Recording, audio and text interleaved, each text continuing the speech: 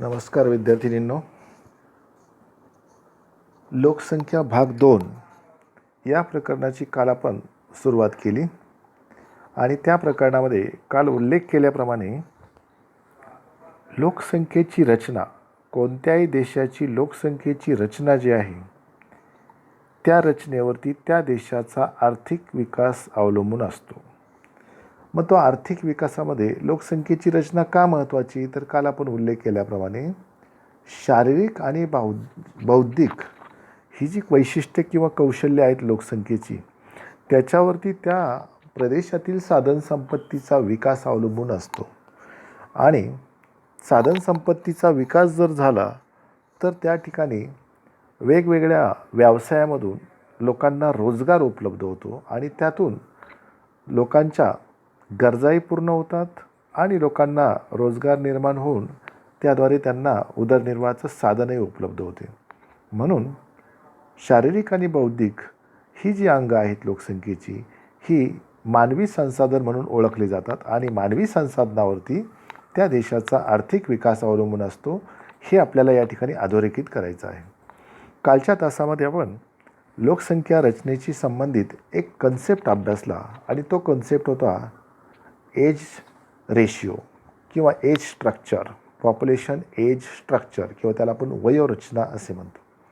वयोरचना म्हणजे काय, तर एखाद्या देशातील वयोगटानुसार लोकसंख्येची होणारी वर्गवारी याला वयोरचना असे म्हणतात. मग वयोगटानुसार लोकसंख्येची वर्गवारी ही प्रामुख्याने तशी मुख्य 3च घटकांमध्ये होते. एक बाल वयोगट, त्याला 0 ते 15 म्हणतो आपण, 0 ते 14 वर्ष आपण म्हणूया त्याला. त्यानंतर म्हणजे पहिला, आता मी इथे लिहून दाखवतो तुम्हाला, एक आहे तो म्हणजे बाल वयोगट 0 ते 14. दुसरा आहे तरुण किंवा त्याला आपण युवा म्हणू, हा आहे 15 ते 60. आणि तिसरा आहे वृद्ध 60+, म्हणजे 60पेक्षा जास्त ज्यांचं वय आहे ह्यांना आपल्याला या ठिकाणी वृद्धांचा वयोगट म्हणता येईल. आणि या 3 गटामध्ये लोकसंख्या जी आहे ती पुन्हा स्त्री आणि पुरुष अशा वर्गीकरणामध्ये तिचं वितरण दर्शवलं असतं. म्हणजे कोणत्याही देशाची या वयोरचनेची वर्गवारी करताना फक्त या 3 गटामध्ये दर्शवली जात नाही, तर त्याच्यामध्ये पुरुष आणि स्त्रिया ह्या दोघांचा त्या ठिकाणी उल्लेख केला असतो किंवा दोघांचं वितरण दर्शवलं असतं. आणि याच्यामधून एक लक्षात येतं की पुरुषांच्या तुलनेत स्त्रियांची संख्या हा एक मुद्दा, किंवा त्याला आपण लिंगरचना म्हणतो, आपण लिंग रचना देखील लक्षात येते. आणि त्या गटांमध्ये कोणाचं प्रमाण जास्त आहे, पुरुषांचं प्रमाण जास्त आहे का स्त्रियांचं प्रमाण जास्त आहे, हेही लक्षात येतं. किंवा एखाद्या देशाच्या वयोरचनेच्या पिरॅमिडचा किंवा शंकूचा अभ्यास केल्याच्यानंतर एक लक्षात येतं की कोणत्या गटामध्ये स्त्रियांचं प्रमाण जास्त आहे. पाश्चात्य देशामध्ये किंवा विकसित देशांमध्ये एकंदरीत असं आढळतं की वृद्धांच्या वयोगट जो आहे त्यामध्ये पुरुषांपेक्षा स्त्रियांचं प्रमाण हे जास्त आढळतं. याचा अर्थ त्या ठिकाणी स्टँडर्ड ऑफ लिव्हिंग किंवा स्त्रियांचा सामाजिक दर्जा हा उच्च आहे, अशा प्रकारचा त्या ठिकाणी निष्कर्ष काढता येतो. हे काल आपण ह्या 3 वयोगटांचे जे मनोरे जे आहेत त्या मनोऱ्यांचा अभ्यास केला. पुन्हा त्याचं रिपिटेशन करतो की पहिला मनोरा जो आहे तो पाया रुंद आहे आणि पायापासून वरच्या बाजूला तो निमूर्त होत गेला आहे. याला शंक्वाकृती आपण म्हणतो. याला काय म्हणतो आपण, शंक्वाकृती मनोरा. याचा अर्थ असा की जन्मदराचं प्रमाण जास्त आहे आणि मृत्यूदराचं प्रमाण पण जास्त आहे. त्यामुळे प्रामुख्याने इथं हा जो लोकसंख्येचा वयोगट जो आहे किंवा मनोरा जो आहे तो पाया रुंद आणि वरती निमुळता होत गेलेला आहे. कारण मृत्यूदर देखील आहे, जन्मदर पण जास्त आहे आणि मृत्यूदर देखील त्याच प्रमाणात आहे, तरी देखील लोकसंख्या ही मात्र इथं जास्त दर्शवली जाते किंवा वाढ दर्शवली जाते. दुसरा जो आहे तो प्रामुख्याने अशा प्रकारचा थोडासा अनइव्हन किंवा त्याला आपण त्याला एक स्पेशल असा आकार नाही अशा प्रकारचा मनोरा आहे की त्याचा पाया जो आहे तो पायात हा अरुंद आहे. मध्येच प्रामुख्याने 15 ते 35 वयोगटामध्ये लोकसंख्या वाढली. 25 किंवा 25 पासून 50पर्यंत लोकसंख्येचं प्रमाण दोन्हीकडे कमी झालं आहे आणि याच्यामध्ये 60पेक्षा जास्त म्हणजे वृद्धांचं प्रमाण जे आहे ते मात्र जास्त दर्शवलं जातं. तिसरा जो आहे हा मात्र समान आहे की याच्यामध्ये सगळ्याच वयोगटामध्ये याला स्थिर म्हणतात, स्थिर मनोरा असं म्हणू आपण. सगळ्याच वयोगटामध्ये जवळपास सारखंच प्रमाण आहे. स्त्री आणि पुरुष हे दोन्ही सारखेच आहे. त्याचे निष्कर्ष देखील आपण काल पाहिले होते. ते निष्कर्ष जे आहेत ते प्रामुख्याने काल आपण इथे दर्शवले होते की पहिला जो आहे तो विस्तारणारा आहे. पहिला मनोरा जो आहे तो विस्तारणारा आहे. त्याच्यात काय लक्षात ठेवायचं, जन्म आणि मृत्यू हे दोघंही जास्त आहेत. दुसरा जो आहे संकोचणारा म्हणजे वरती जाताना तो कमी कमी होतो. त्याचा निष्कर्ष काय काढला आहे, जन्मदर कमी आणि मृत्यूदर अगदीच काय आहे, कमी. दोघांमध्ये तफावत जास्त म्हणजे लोकसंख्या वाढ इथं कशी असणार आहे, जास्त असणार आहे. आणि तिसरा जो आहे त्या तिसऱ्यामध्ये आपण काय निष्कर्ष काढला आहे, लोकसंख्या वाढ अतिशय नगण्य. का तर जन्म आणि मृत्यू हे दोघंही काय आहेत, अगदी कमी झालेले आहेत. तर हे काल निष्कर्ष आपण काढले होते. त्याचबरोबर आपण भारताचा मनोरा पाहिला. आता भारताचा मनोरा जो आहे तो काही अंशी आपण आत्ता जे 2 गट पाहिले, पहिला गट आणि दुसरा गट, त्या दोघांचा मधला भाग दर्शवतो असं म्हणता येईल. कारण भारताची अशी पण स्थिती नाही की प्रामुख्याने जन्मदर जास्त आहे आणि मृत्यूदर पण जास्त आहे, अशी स्थिती नाही. भारतातील जन्मदर जास्त आहे आणि मृत्यूदर हा तुलनेने कसा आहे, कमी आहे. त्यामुळे या ठिकाणी लोकसंख्या वाढ जी आहे ती वाढ अति जलद पण म्हणता येणार नाही आणि लोकसंख्या वाढ कमी पण म्हणता येणार नाही. कारण भारताची लोकसंख्या वाढ ही 1.2% दरम्यान आहे. म्हणजे मध्यम लोकसंख्येचा वाढीचा देश आहे. आणि त्यामुळे हा मनोरा जो आहे हा अगदीच निमुळता न होता तो खालचा भाग जो आहे, बेस जो आहे तो अतिशय रुंद आहे आणि वरती मात्र झपाट्याने तो निमुळता होत गेला आहे. का तर या ठिकाणी लोकांचं आयुर्मान कमी आहे हे दर्शवते की पुरुष आणि महिला यांचं 60 वर्षावरचं वयोगटातील लोकसंख्या जी आहे ती खूप कमी दर्शवली जाते. म्हणजे आयुर्मान कमी आहे. आणि युवा गट आणि बालवयोगट याची लोकसंख्या ही मात्र जास्त आहे. आणि म्हणून असा भारताचा मनोरा जो आहे हा युवा लोकसंख्येचं नेतृत्व करणारा मनोरा म्हणून त्याचा आपल्याला या ठिकाणी उल्लेख करता येईल. हा काल आपला झालेला भाग की त्याच्यावरती आत्ता आपण थोडीशी ही रिव्हिजन घेतली. आता पुढे आपल्याला या ठिकाणी दुसरा मुद्दा पाहायचा आहे, तो आहे लिंगरचना. लिंगरचना म्हणजे काय, किंवा त्याला आपण सेक्स रेशिओ असे म्हणतो. मग ही लिंगरचना म्हणजे थोडक्यात एखाद्या प्रदेशाच्या एकूण लोकसंख्येत पुरुषांच्या तुलनेत असणारं स्त्रियांचं प्रमाण, याला लिंगरचना असे म्हणतात. किंवा दुसऱ्या भाषेत सांगायचं म्हटलं तर एखाद्या लोकसंख्येची स्त्री पुरुष यांची एकूण लोकसंख्या, याला आपण लिंगरचना असे म्हणतो. आता ही लिंगरचना जी आहे ती त्या मनोऱ्याच्या आधारे देखील आपल्याला त्या ठिकाणी त्याचं प्रमाण काढता येते. हे आत्ता आपण पाहिलं की लाल रंगाने प्रत्येक मनोऱ्यामध्ये स्त्रियांचं प्रमाण दर्शवलेलं आहे आणि निळ्या रंगाने प्रत्येक मनोऱ्यामध्ये पुरुषांचं प्रमाण दर्शवलेलं आहे. मग त्याच्यावरनं तुमच्या लक्षात आलं असेल की कोणत्या मनोऱ्यामध्ये स्त्रियांचं प्रमाण कमी आहे, कोणत्या मनोऱ्यामध्ये स्त्रियांचं प्रमाण जास्त आहे किंवा स्त्रियांचं प्रमाण पुरुषांच्या तुलनेत बरोबर आहे. आणि याच्यावरून तो देश विकासाच्या कोणत्या अवस्थेतला आहे हे या ठिकाणी सांगता येईल. आता पुन्हा त्या 3 मनोऱ्याकडे जाऊ. इथं पुन्हा एकदा बघा की आपण जे वयोरचनेचे मनोरे अभ्यासले त्याच्यामध्ये स्त्री आणि पुरुष यांचं प्रमाण दर्शवलं जातं आणि स्त्री आणि पुरुष यांच्या प्रमाणावरनं तो देश कोणत्या विकासाच्या अवस्थेत आहे हे आपल्याला ठरवता येतं. त्या मनोऱ्यांकडे जाण्यापूर्वी पुन्हा एकदा व्याख्या बघा. स्त्री पुरुष गुणोत्तर म्हणजे काय, एखाद्या प्रदेशातील किंवा एखाद्या देशातील एकूण लोकसंख्येत पुरुषांच्या तुलनेत असणारी स्त्रियांची संख्या, एकूण लोकसंख्येत पुरुषांच्या तुलनेत असणारी स्त्रियांची संख्या, याला आपण लिंगरचना असे म्हणतो. आणि ती लिंगरचना काढण्यासाठी प्रामुख्याने किंवा त्याला लिंग गुणोत्तर असेही म्हणतात, ती काढण्यासाठी ह्या सूत्राचा वापर करतात. काय आहे सूत्र, लिंग गुणोत्तर बरोबर एकूण स्त्रियांची संख्या भागिले एकूण पुरुषांची संख्या गुणिले 1000. आता इथं 1000च का घेतलं आहे, तर साधारणपणे जगामध्ये लिंगरचना सांगण्यासाठी हजारी, आता हजारी लिहिताना कसा लिहिला जातो तर अशा पद्धतीने लिहिला जातो. हजारी लिहिताना तो आता अशा एक उदाहरण घेऊ आपण की भारताची किंवा महाराष्ट्राची लिंगरचना ही 929 आहे, हजारी 929. मग ते लिहिताना असं लिहायचं. शेकडा लिहिताना आपण असा लिहितो, त्याच्याऐवजी हजारी लिहिताना तिथं फक्त 2 शून्य द्यायचे, 1 2 अशा पद्धतीने. तर हजारी हा एकक किंवा या एककामध्ये प्रामुख्याने स्त्रियांचं प्रमाण सांगितलं जातं. आता काही देश असे आहेत की त्या देशांमध्ये हे लिंगरचना जी आहे ती 100मध्ये किंवा शेकड्यामध्ये सांगितली जाते. उदाहरणार्थ रशियासारखा देश असेल, रशियामध्ये लिंगरचना सांगताना किंवा स्त्री पुरुष प्रमाण दर्शवताना शेकडा प्रमाण दर्शवलं जातं. दर 100 पुरुषांच्या मागे असणारी स्त्रियांची संख्या अशा पद्धतीने ते दर्शवलं जातं. परंतु आपल्या लोकसंख्याशास्त्रात किंवा डेमोग्राफी सायन्स जे आहे त्याच्यामध्ये लिंगरचना किंवा सेक्स रेशिओ जो आहे तो सांगताना हजारी या एककाचाच वापर केला तो लिहिताना पुन्हा एकदा बघा की तो लिहिताना जो आकडा असेल त्या आकड्याच्या पुढे अशा पद्धतीने शेकड्याऐवजी 2 त्या ठिकाणी शून्य द्यायचे, अशा पद्धतीने तो लिहिला जातो.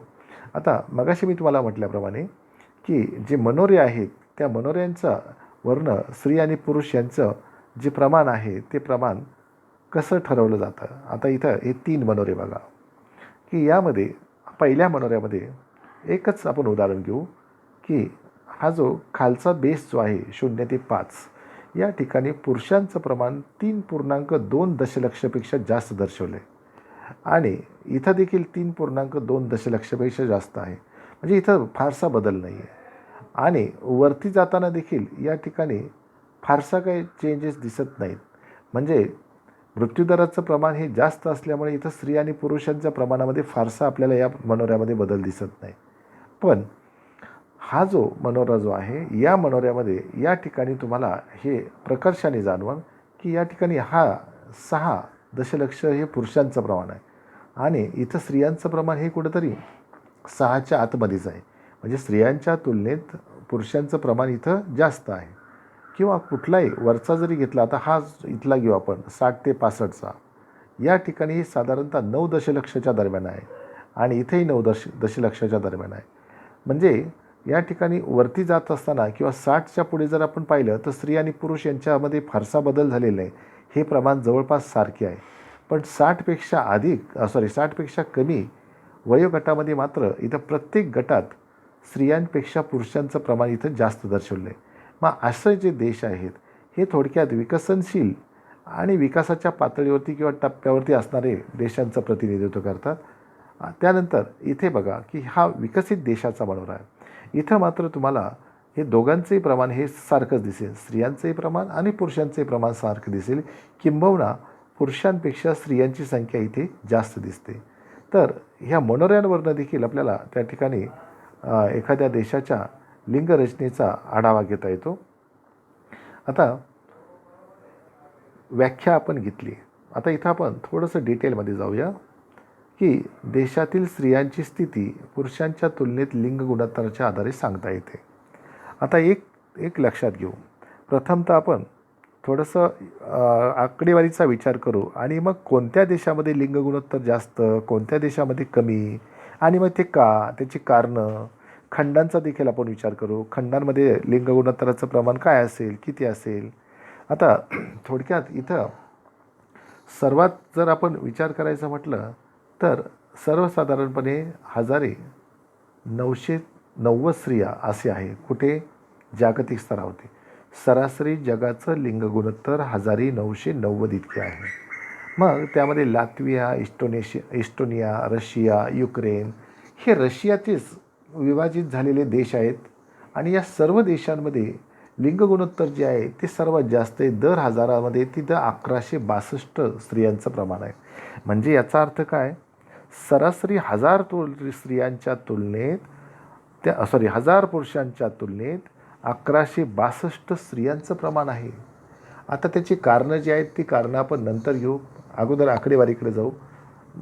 तसंच संयुक्त अरब अमिरात या ठिकाणी सर्वात कमी म्हणजे 667, दर 1000 पुरुषांच्या तुलनेत फक्त 667 स्त्रियांचं प्रमाण आहे. मग भारत असेल, चीन असेल, पाकिस्तान, अफगाणिस्तान या सर्वच देशांमध्ये लिंग गुणोत्तराचं प्रमाण कमी आहे. आता आकडेवारीकडे जाऊ आपण थोडंसं. एकच मिनिट.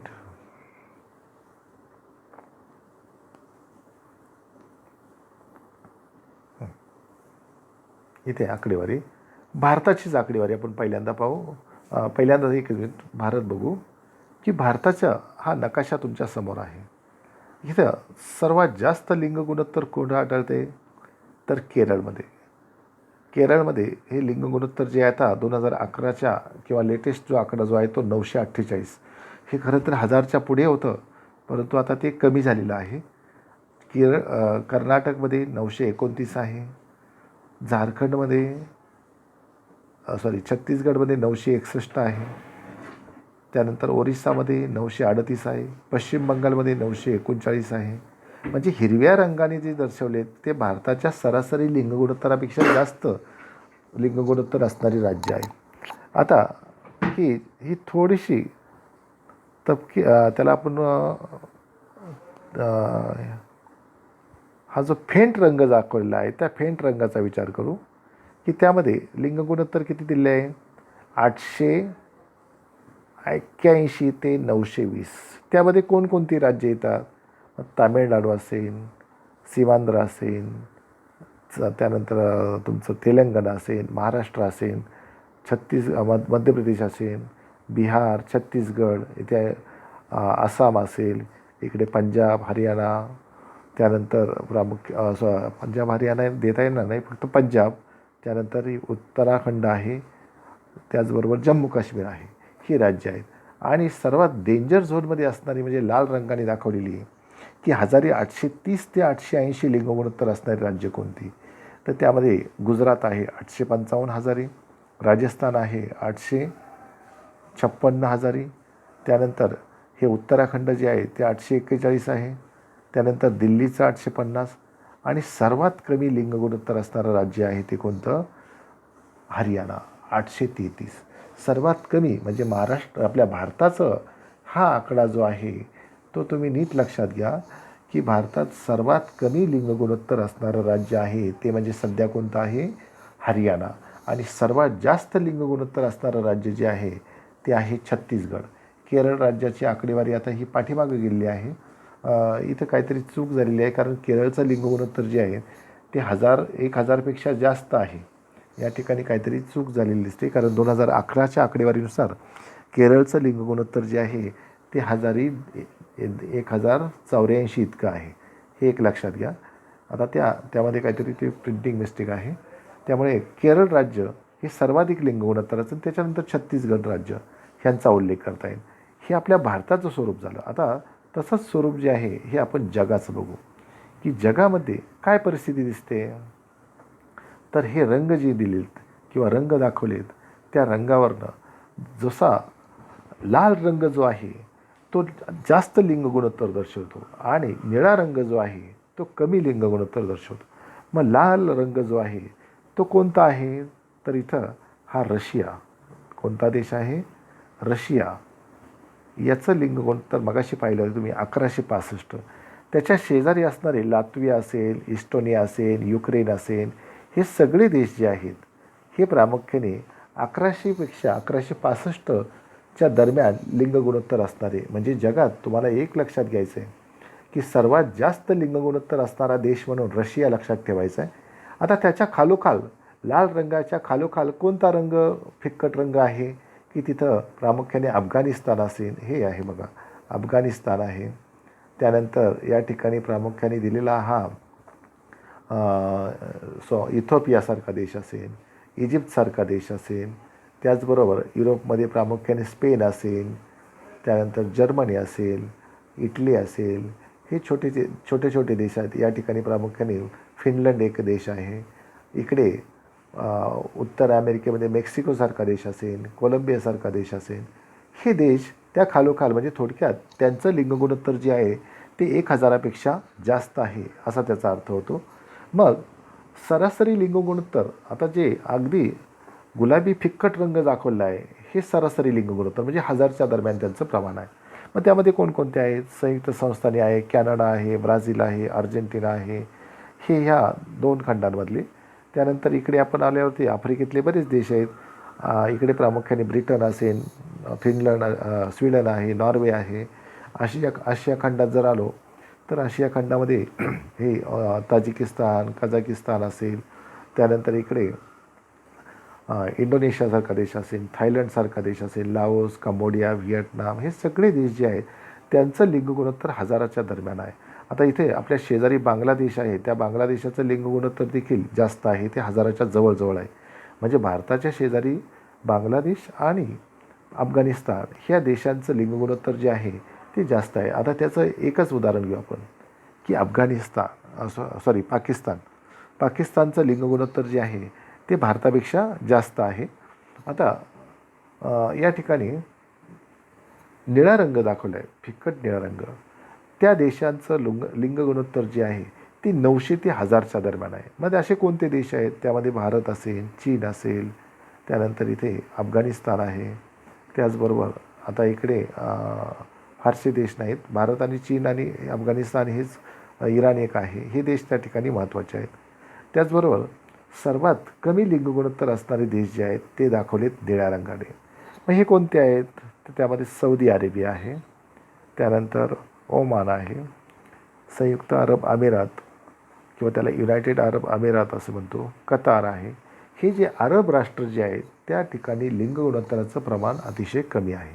आता ह्यांची कारणं जी आहेत ती कारणं आपण पाहणार आहोत की इथं पहिल्यांदा रशियासारखा देश असेल किंवा अफगाणिस्तानसारखा देश असेल किंवा अरब राष्ट्र असतील, त्या ठिकाणी लिंग गुणोत्तर कमी का आहे त्याची कारणं आपण पाहू. त्या अगोदर आपण भारतातील देखील आकडेवारीचा विचार करू की ही आकडेवारी बघा, 2011ची आकडेवारी. केरळाचं लिंग गुणोत्तर मगाशी सांगितल्याप्रमाणे त्या नकाशामध्ये चुकीचं होतं. केरळाचं लिंग गुणोत्तर आहे 2011च्या आकडेवारीनुसार 1084.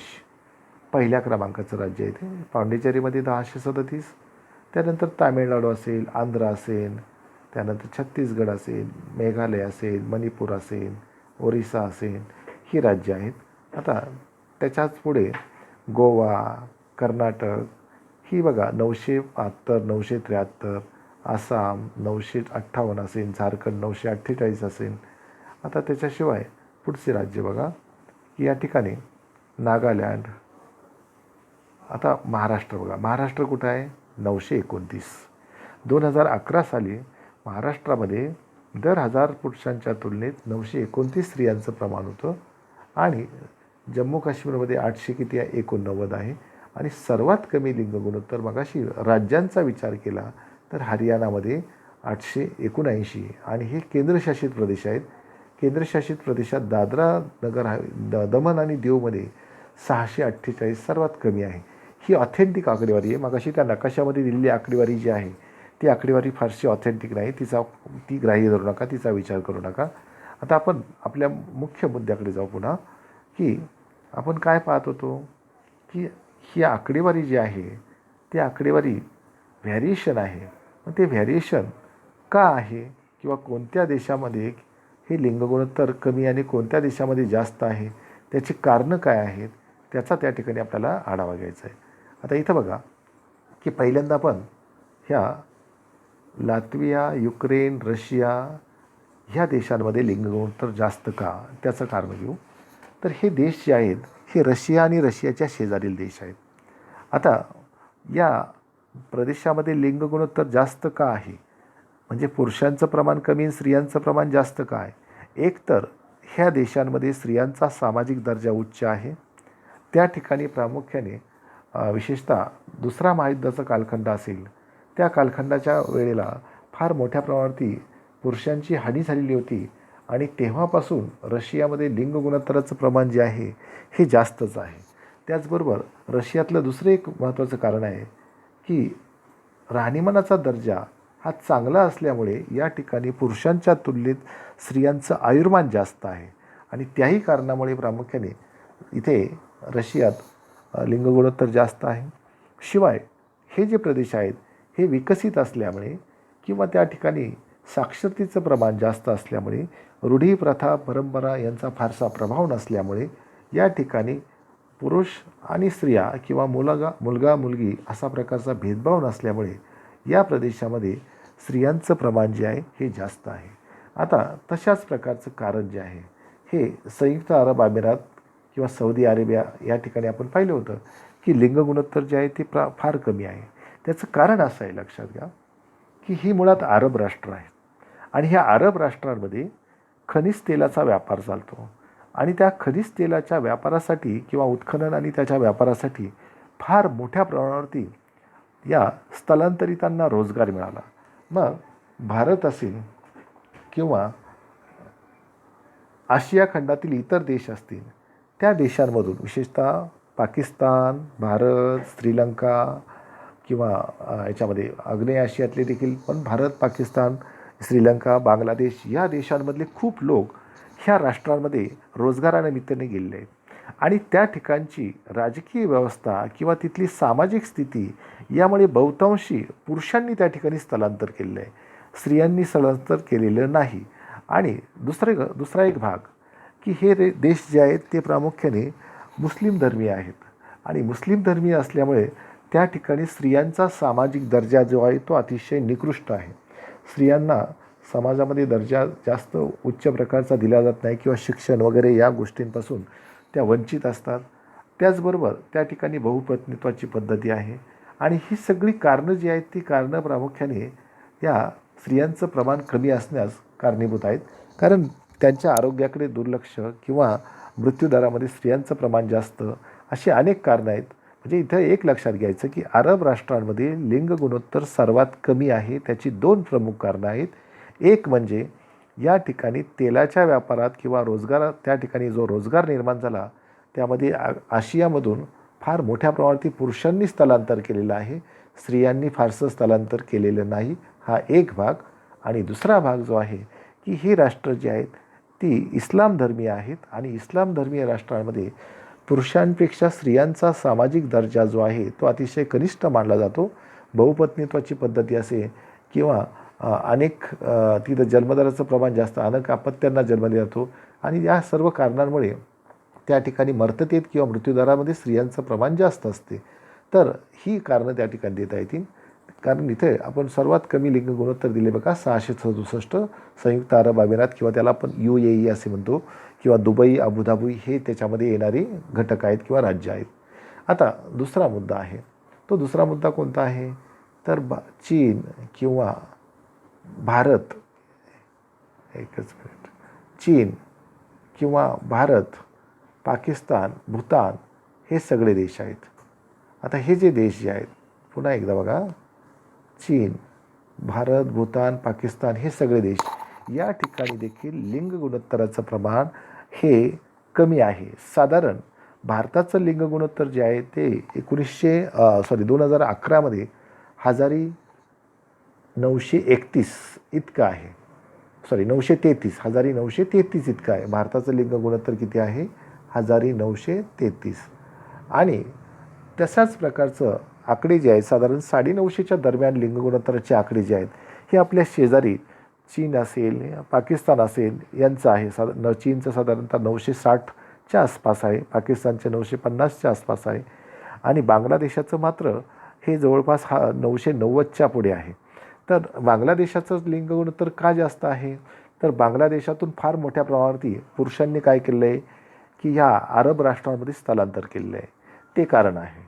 किंवा मगाशी आपण आपल्या भारतामध्ये केरळचा उल्लेख केला की केरळमध्ये देखील लिंग गुणोत्तर का जास्त आहे तर केरळमधल्या पुरुषांनी अरब राष्ट्र किंवा भारताच्या इतर भागात रोजगारासाठी फार मोठ्या प्रमाणात स्थलांतर केलेलं आहे. केरळमध्ये साक्षरतेचं प्रमाण जास्त आहे, केरळमध्ये स्त्रियांचा सामाजिक दर्जा उच्च आहे आणि या सगळ्या कारणांमुळं केरळमध्ये लिंग गुणोत्तर जास्त आहे. पण भारताच्या इतर भागात किंवा ह्या पाकिस्तान, भूतान या ठिकाणी लिंग गुणोत्तर कमी असण्याची कारणं जी आहेत त्या कारणांचा आपण आढावा घेऊ. चीन देखील त्याच्यामध्ये आहे. हे देश जे आहेत त्या देशांच्या अर्थव्यवस्था ज्या आहेत त्या कशावरती आधारित आहेत, कृषीवर आधारित आहेत. हे एक मुद्दा. कृषीवर आधारित लोकसंख्या किंवा आधारित असल्यामुळे त्या ठिकाणी जन्मदराचं प्रमाण जे आहे ते जास्त असते आणि जन्मदराचं प्रमाण जास्त असल्यामुळे आणि आरोग्यविषयक सुविधांचा प्रसार फारसा न झाल्यामुळे किंवा स्त्रियांच्या आरोग्याकडे किंवा मुलींच्या आरोग्याकडे दुर्लक्ष होत असल्यामुळे किंवा फारसं त्या ठिकाणी विकास न झाल्यामुळे मर्ततेत किंवा मृत्यूदरामध्ये स्त्रियांचं प्रमाण जास्त आहे. स्त्रियांना करावी लागणारी कष्टाची कामं असतील, त्याचबरोबर साक्षरतेचा अभाव असेल, आरोग्यविषयक सुविधांचा प्रसार फारसा झालेला नाही आहे. त्यानंतर रूढी प्रथा परंपरांचा प्रभाव, त्याच्यामध्ये मुलगा हा वंशाचा दिवा वगैरे अशा प्रकारच्या भावना, आणि त्यामध्ये मुली किंवा भ्रूण हत्येचं प्रमाण जे आहे ते जास्त आहे, किंवा सामाजिक अत्याचार जो आहे त्या अत्याचारामध्ये मोठ्या प्रमाणात स्त्रिया त्या ठिकाणी बळी पडतात. ह्या सगळ्या सोशल अँगलने जर विचार केला किंवा सामाजिक बाजूने देखील आणि आर्थिक बाजूने देखील विचार केला तर त्यामध्ये स्त्रियांकडे दुर्लक्ष होतं, आणि त्या दुर्लक्ष होत असल्यामुळे स्त्रियांचं मर्ततेत प्रमाण जे आहे किंवा मृत्यूदरामध्ये प्रमाण जे आहे ते जास्त आहे, आणि म्हणून ह्या देशांमध्ये लिंग गुणोत्तर कसं आहे, कमी.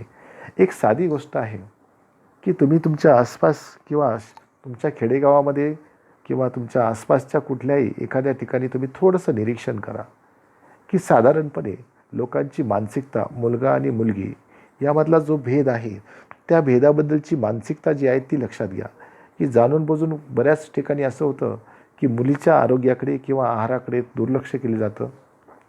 मुलींचं बालमृत्यूमध्ये त्यामुळे प्रमाण जास्त असतं, किंवा शिक्षणाकडे दुर्लक्ष केलं जातं, आणि या सगळ्याचा कमी अधिक प्रमाणात परिणाम जो आहे हा प्रामुख्याने हा कशावरती होत असतो, तर पुढे सामाजिक स्थितीवरती. त्या सामाजिक स्थितीचा परिणाम जो आहे हा प्रामुख्याने स्त्री आणि पुरुष यांचं जे प्रमाण आहे त्या प्रमाणावरती होत असतो. किंवा आता ह्या पाकिस्तान किंवा अफगाणिस्तान हे जे देश जे आहेत ह्या देशांमध्ये आता आपण पाहतो की बहुपत्नीत्वाची पद्धती असेल किंवा त्यांच्या आरोग्याकडे दुर्लक्ष असेल, शिक्षणाचा अभाव असेल, ही सगळी कारणं जी आहेत ही कारणं त्या ठिकाणी कारणीभूत ठरतात. आणि म्हणून लक्षात घ्या की खंडांवर जर विचार केला तर सर्वात कमी लिंग गुणोत्तर जे आहे ते आशिया खंडात आहे. आशिया खंडामध्ये लिंग गुणोत्तर जे आहे ते साधारणतः 960च्या दरम्यान आहे. 1960 या दरम्यान सरासरी लिंग गुणोत्तर आहे. आणि सर्वात जास्त लिंग गुणोत्तर जे आहे हे प्रामुख्याने युरोपमध्ये आहे. युरोपमधलं लिंग गुणोत्तर हे 1076पर्यंत लिंग गुणोत्तर आहे. उत्तर अमेरिका, दक्षिण अमेरिका यांचा लिंग गुणोत्तर 1012 ते 1025च्या दरम्यान आहे. आफ्रिका खंड याचं एक वैशिष्ट्य आपल्याला या ठिकाणी सांगता येईल की आफ्रिका खंड हा एक प्रकारे मागासलेला किंवा त्याला आपण असं म्हणू की विकसनशील असताना देखील त्याचं लिंग गुणोत्तर जे आहे ते सरासरी 1000 इतकंच आहे. म्हणजे स्त्री आणि पुरुष यांचं प्रमाण आफ्रिका खंडात सारखंच आहे. त्याचं कारण काय असलं पाहिजे, तर आफ्रिका खंडामध्ये बहुतांश मध्यवर्ती जे देश जे आहेत त्या ठिकाणी टोळी युद्धाचा मोठा प्रसार आहे. टोळी युद्धामध्ये पुरुष फार मोठ्या प्रमाणावरती मारले जातात. त्याचबरोबर बऱ्याचशा आदिवासी जमाती आहेत, आणि आदिवासी जमातींमध्ये स्त्रीप्रधान संस्कृती आहे, आणि स्त्रीप्रधान संस्कृती असल्यामुळे स्त्रियांचं त्या ठिकाणी वर्चस्व आहे. आणि या कारणांमुळे किंवा पुरुष जे आहेत त्या पुरुषांचं करावी लागणारी धोक्याची कामं असतील किंवा त्या कारणांमुळे प्रामुख्याने पुरुषांचं प्रमाण तिथं किंवा पुरुष आणि स्त्रियांचं प्रमाण हे समान आहे. हे एक या ठिकाणी लक्षात घ्यायचं. म्हणजे खंडावाईज जर विचार केला तर सर्वात कमी लिंग गुणोत्तर कोणत्या खंडामध्ये, आशिया, आणि सर्वात जास्त लिंग गुणोत्तर कोणत्या खंडामध्ये, युरोप. हे तुम्ही या ठिकाणी लक्षात घ्यायचं. 2 मुद्दे. सर्वात जास्त लिंग गुणोत्तर खंडाचा जर विचार केला तर आशिया, आणि सर्वात कमी लिंग गुणोत्तर कुठे, आशिया, आणि सर्वात जास्त कुठे, इथं कमी म्हणू आणि इथं काय म्हणू आपण, जास्त, युरोप. आता देशावाईज विचार करू. सर्वात जास्त लिंग गुणोत्तर जे आहे ते कोणत्या देशामध्ये, रशिया, आणि सर्वात कमी कुठे, मगाशी आपण या ठिकाणी विचार केला होता UAE किंवा त्याला आपण युनायटेड अरब अमिरात असे म्हणतो, 667च, 1667. आता भारतातील राज्यांचा विचार केला तर भारतात सर्वात जास्त लिंग गुणोत्तर कोणत्या राज्यामध्ये, केरळमध्ये, आणि सर्वात कमी लिंग गुणोत्तर कोणत्या राज्यामध्ये, हरियाणामध्ये.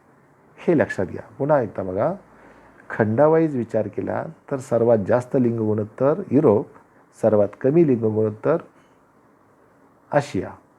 देशावाईज विचार केला तर सर्वात जास्त लिंग गुणोत्तर रशिया, सर्वात कमी लिंग गुणोत्तर संयुक्त अरब अमिरात. आपल्या भारतातील राज्यांचा जर विचार केला तर सर्वात जास्त लिंग गुणोत्तर हे प्रामुख्याने कुठे, तर केरळमध्ये, आणि सर्वात कमी लिंग गुणोत्तर कुठे, हरियाणा. हे एवढं लक्षात घ्या. आता याच्यातही लक्षात घ्या की ग्रामीण आणि शहरी याच्यामध्ये देखील प्रभाव आढळतो. एक साधं उदाहरण घ्या की मुंबई असेल, दिल्ली असेल, ह्या राज्यांमध्ये किंवा ह्या शहरांमध्ये लिंग गुणोत्तर जे आहे ते 1700पेक्षा किंवा 700च्या आसपासच आढळते. का तर साधारण आपल्याला याची कल्पना आहे की बहुतांशी रोजगाराच्या निमित्ताने आसपासच्या प्रदेशातील पुरुष हे स्थलांतर करून जातात, स्त्रिया मात्र त्या गावीच असतात आणि त्याच्यामुळे या लिंग गुणोत्तरावरती परिणाम होतो. एक मजेदार उदाहरण जे आहे ते म्हणजे कशाचं देतात आपल्याला, कोकणाचं.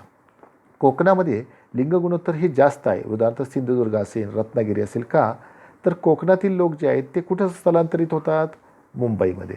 मग कोकणामध्ये लिंग गुणोत्तर हे जास्त म्हणजे स्त्रियांची संख्या जास्त आणि मुंबईमध्ये मात्र स्त्रियांची संख्या कशी आढळते, कमी. हे त्याचं कारण आहे. तर अशा प्रकारे प्रामुख्याने हा लिंग गुणोत्तराचा एक भाग हा लोकसंख्या रचनेमध्ये आज आपण या ठिकाणी पूर्ण केलेला आहे. आज आपण इथं थांबूया. याच्या संबंधात काही प्रश्न असतील तर मला तुम्ही व्हॉट्सअपवरती तो प्रश्न विचारा. धन्यवाद.